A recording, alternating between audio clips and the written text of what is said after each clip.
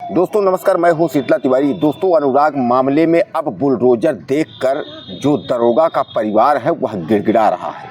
अब दरोगा को यह पता चल गया कि अब तो जो घर हमारा बंजर में बना है यानी सरकारी ज़मीन में बना है अब तो गिर जाएगा।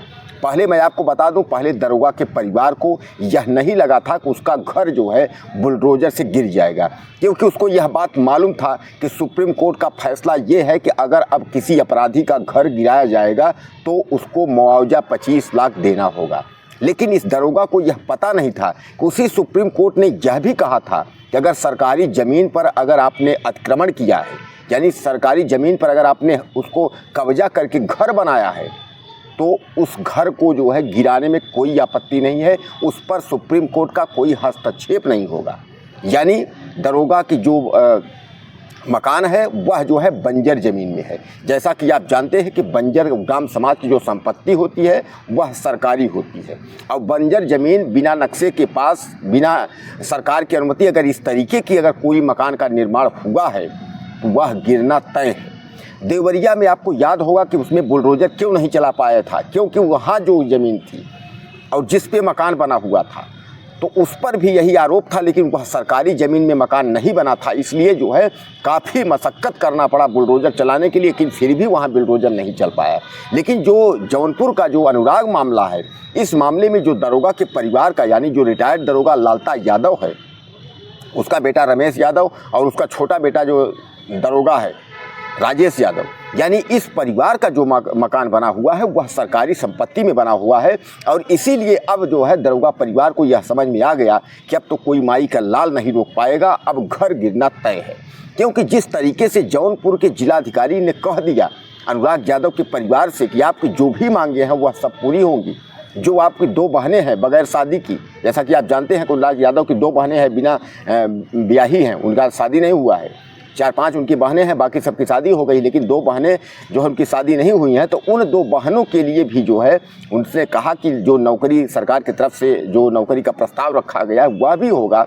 और उसके बाद उसने कहा कि 25 लाख रुपए जो है जो वित्तीय सहायता है वह भी मिलेगी। हालांकि अब समझ में आ रहा है, संज्ञान में आ रहा है कि कुछ लोग जो है आगे आ रहे हैं और अनुराग यादव के परिवार की जो आर्थिक मदद करने की कोशिश की जा रही है, यह तो बहुत खुशी की बात है।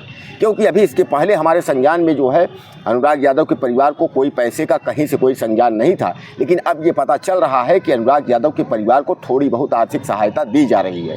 अब अगर सरकार की तरफ से इन दोनों बहनों को अगर नौकरी और 25 लाख का मुआवजा अगर इस तरीके का अगर अनुराग यादव के परिवार को मिल जाता है तो कुछ तो भरण पोषण हो जाएगा। हालांकि वह होनहार लड़का अनुराग यादव तो लौट कर नहीं आएगा, लेकिन ये है कि उनके माता पिता की भरण पोषण के लिए और जीविकापार्जन के लिए कुछ न कुछ तो व्यवस्था हो जाएगी। इसीलिए हमने भी कई वीडियो बनाए थे और उस वीडियो में हमने भी आपसे डिमांड किया था कि 100 50 रुपए अगर हम 10-20 रुपए भी अगर अगले परिवार को देते हैं तो अगर 10 से 25 हज़ार लोग देते हैं तो काफ़ी जो है उसको सहानुभूति मिल जाएगी और उसका भरण पोषण की जो प्रक्रिया है वह शुरू हो जाएगी। हालांकि मुझे यह पता है और यह आपको भी पता है कि जो ये दुर्घटना हुई, जो घटना हुई, यह जानबूझ के हुई और इस तरीके की घटना नहीं होनी चाहिए, लेकिन फिर भी जो है वह जो दबंग परिवार, हत्यारा जो परिवार है वह जो है इस घर को उजाड़ दिया। अकेला चिराग था, जो 4-5 बहनों में जो है वह अकेला चिराग था, गरीब परिवार था, लेकिन 40 जो है साल से जो मुकदमा इस तरीके से चल रहा था, लेकिन किसी सरकारों ने जो है सुनवाई नहीं की। दोस्तों एक बात तो मैं आपको बता दूं, आज इस वीडियो में, हर वीडियो में मैं कहता हूं, इस वीडियो में मैं फिर कह रहा हूं, हमारे बहुत सारे ऐसे भाई हैं जो उत्तर प्रदेश के कई जिलों के कई गाँव में हैं जिनका जो है ज़मीन का मामला जो है चल रहा है। न तो पुलिस सुन रही है, न तो राजस्व विभाग सुन रहा है। अगर वो राजस्व विभाग के पास जाते हैं तो पुलिस जो है राजस्व विभाग पुलिस के पास भेज देता है, और अगर वो पुलिस विभाग के पास जाते हैं तो पुलिस विभाग राजस्व के पास भेज देता है। ऐसे में जो है जब विवाद हो जाती है ज़मीन कहीं कब्जे को लेकर, कहीं हड़पने को लेकर, क्योंकि हर गाँव में जो है इस तरीके के लोग होते हैं जो कि ज़मीन हड़पने की कोशिश करते हैं। कहीं तो कोई परिवार है, कहीं कोई गाँव का है, कहीं कोई अपना सगा ही है जो कि उसको ये है कि हमारी ज़मीन कम है, थोड़ा और हड़प लें, जबकि उससे कुछ नहीं होगा। अगर 1 बिस्से 2 बिस्से ज़मीन अगर आप किसी का आप हड़प लेते हैं, अगर 1 इंच 2 इंच 10 इंच हाथ 2-4 हाथ अगर आप किसी का ले लेते हैं, उससे कुछ होने वाला नहीं है। लेकिन कम से कम यह तो देखिए कि अगर एक गरीब है उसके साथ इस तरीके का हम अन्याय करेंगे, अगर नहीं कोई है तो ऊपर वाला तो है, वह तो देख रहा है।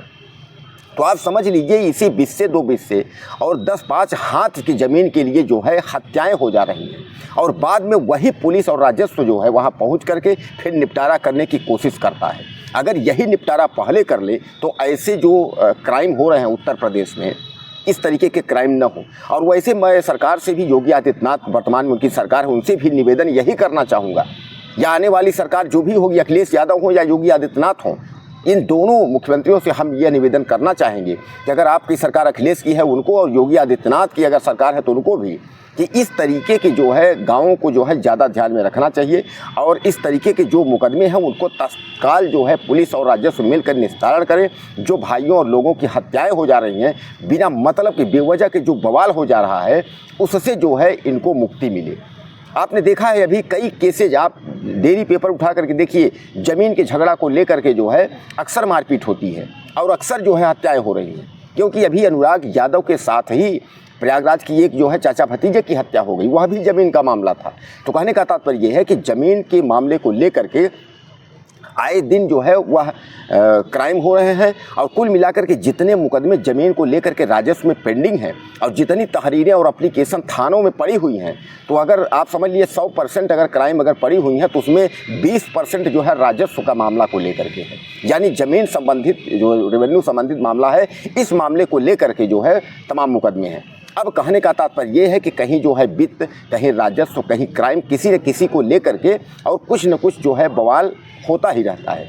अब अनुराग यादव मामले में जब दरोगा परिवार को यह पता चला कि अब तो कोई शक्ति रोक नहीं सकती, अब बुलडोजर चलना तय है, क्योंकि अनुराग के जो है जो हत्यारे लोग हैं यादव, उन परिवार को, दरोगा के परिवार को यह पता चल चुका है कि सुप्रीम कोर्ट का जो मानक था उस मानक में हमारा घर है ही नहीं।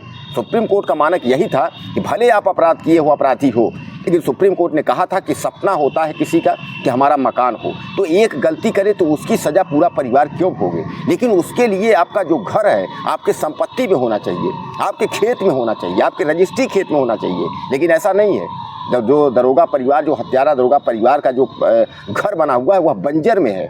वहाँ राजस्व विभाग की वहाँ पहुँच करके टीम और नोटिस चस्पा कर दी है। दोस्तों नोटिस चस्पा कर दी है, उसमें कई लोगों ने हमको मैसेज किया कि सर गिरेगा कब, क्या, कैसे। तो आपको जानते हैं कि सुप्रीम कोर्ट ने यह भी किया है कि नोटिस चस्पा करने के 15 दिन तक आप समय देंगे। 15 दिन तक उनको रजिस्टर डाक से उनको जो है सूचना देंगे कि आपका घर गिरेगा। 15 दिन में वो अपने वकील से कुछ भी जो दाखिला करना चाहेंगे दाखिला करेंगे। उसके बाद सुनवाई क्या होगी, कैसे होगी, उसे मतलब नहीं है, लेकिन 15 दिन बाद जो है डीएम और एसपी के संज्ञान में उस घर को गिराया जाएगा। पहले ऐसा नहीं था, पहले अब पुलिस और फोर्स और पहुंचते थे और घर गिरा देते थे, लेकिन अब जो है डीएम और एसपी के संज्ञान में, मतलब वो मौके पर रहेंगे। और जैसा बताया मैंने कि नोटिस चस्पा के 15 दिन बाद तो जो दरोगा परिवार के घर पर नोटिस चस्पा कर दी गई है, उसके 15 दिन के बाद ही बुलडोजर की कार्यवाही उस पर होगी। लेकिन अब यह तय है कि बुलडोजर तो चलेगा। अब इसी बात को लेकर के जो विपक्ष है, यानी जो दरोगा परिवार है, वह काफ़ी घबराया हुआ है। उसको ये पता है कि अब जो है हम लोग छूटेंगे नहीं, और अब जो है कुल मिलाकर के जो है सज़ा भी होनी तय है। इसलिए कि तमाम जो मनोज तिवारी और तमाम जो मंत्री पहुंच रहे हैं वह यह कह रहे हैं कि उसको जो है जेल में कठोर से कठोर दंडात्मक कार्रवाई, यानी हो सकता है कि 10 साल 20 साल के बाद सज़ा भी हो सकती है, उम्र कैद भी हो सकता है, फांसी भी हो सकती है। तो कहने का तात्पर्य जान रहा है कि वह बचेगा नहीं, उसका घर है तो घर भी उसका जो है यहाँ नष्ट नाबूद हो जाएगा, क्योंकि उसका घर बंजर में सरकारी ज़मीन में बना हुआ है।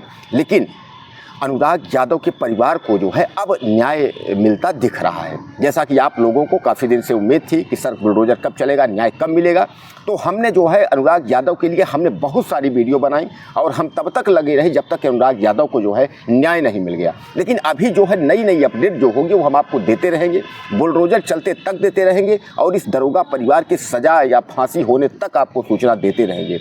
अनुराग यादव के बारे में जो जानकारी हमको आएगी, हमारे पास जो जानकारी मिलेगी वह हम आप तक साझा करते रहेंगे, पहुंचाते रहेंगे। दोस्तों अनुराग यादव के बारे में आपको कुछ अगर कमेंट करना है तो मुझे करिए, और दरोगा परिवार के बारे में अब तो जो है वो जेल में है और बुलडोजर चलना तय है। आपकी क्या राय है, ज़्यादा से ज़्यादा मुझे कमेंट करिएगा और चैनल को सब्सक्राइब करना ना भूलिएगा। अगले वीडियो में फिर मिलते हैं। नमस्कार।